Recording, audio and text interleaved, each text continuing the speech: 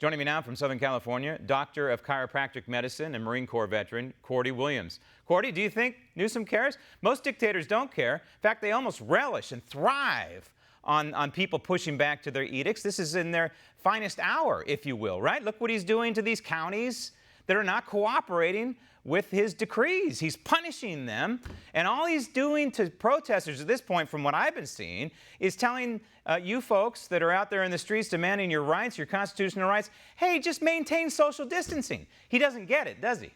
No, he actually doesn't. And first off, I just wanted to say thank you for having me on the show today.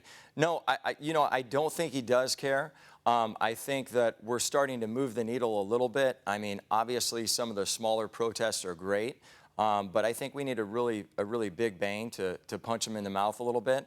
And I also think going forward, some of the groups that I brought together, literally the major groups that have done a lot of the protests around California, I think after we do a couple of really big rallies, we're going to have to kind of retool and come up with a different strategy. Well, for crying out loud, I mean, it either works or it doesn't work, which is why sometimes I say on this program, the heck with rallying, just go back to work. The problem with that is the practicality of executing something like that, right? Because we have many businesses in California, many businesses in New York and Illinois and in North Carolina and in Virginia and in Connecticut and in New Mexico. What am I leaving out? Pennsylvania, that are shut down. And they're afraid to reopen. Just a hair salon, right? Because hair salons have to have a license and they can have their license revoked. So it's a lot easier said than done when you say just go back to work, isn't it? Yeah, it is. And I think we started to see that last week, though, when we stormed the Capitol about 9 days ago. And I had a video that went viral where I was literally got the guys in riot gear, and it started off peaceful. There's guys in these really soft type uniforms. People are talking. The police are engaging with us.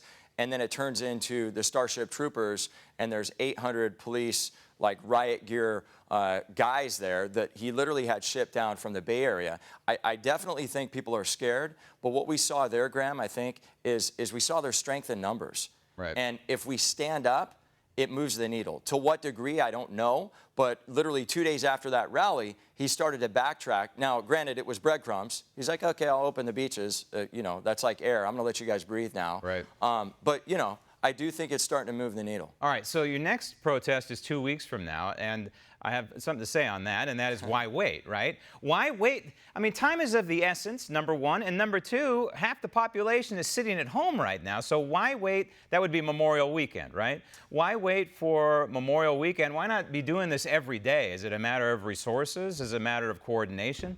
A little bit of both, honestly. I got probably 8 different groups together, and we all came together, and I'm not going to blow anybody's spot up, but some just amazing people that have been doing these rallies for months all across California, and we said, what do people need? Well, people have been doing these things every weekend. Right. What's the biggest number that we've had? Well, the biggest number we had was probably 1,500, 2,000, 3,000 at the Capitol. And so what I did is I founded an organization called 1776 Forever Free, and our goal was to bring everybody together in freedom and choice. And the goal is for this to be an inclusive thing. If we do these small rallies, 300 to 500, it's going to make an impact, but it's not going to move the needle to the level that we want.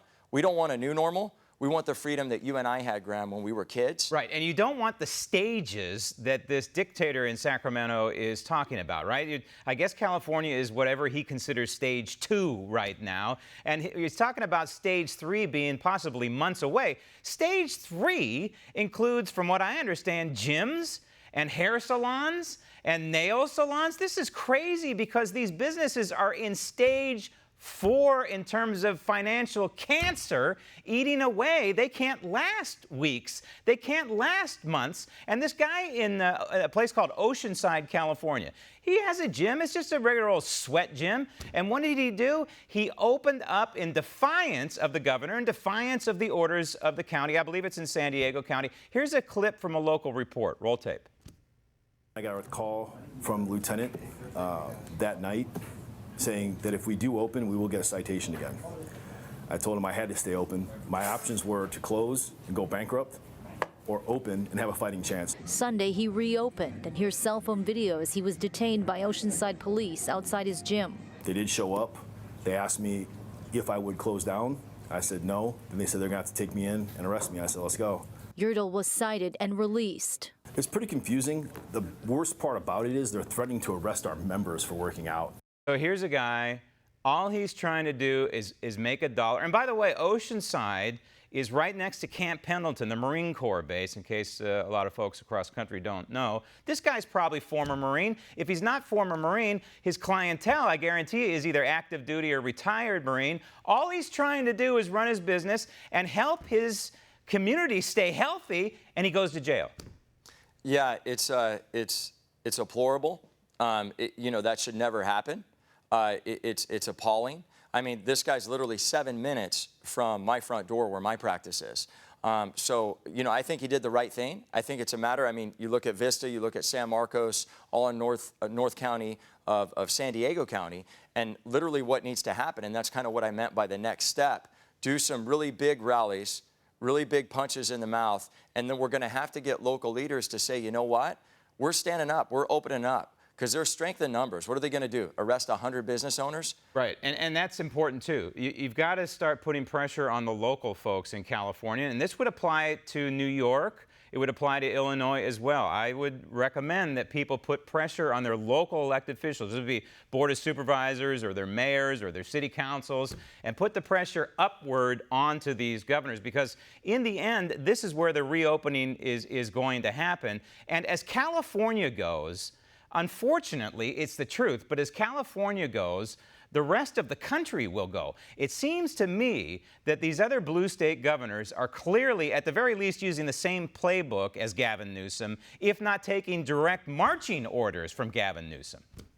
Yeah, I think you're right. Simon Sinek always talks about that 18% that is the tipping point. I totally agree with you about California.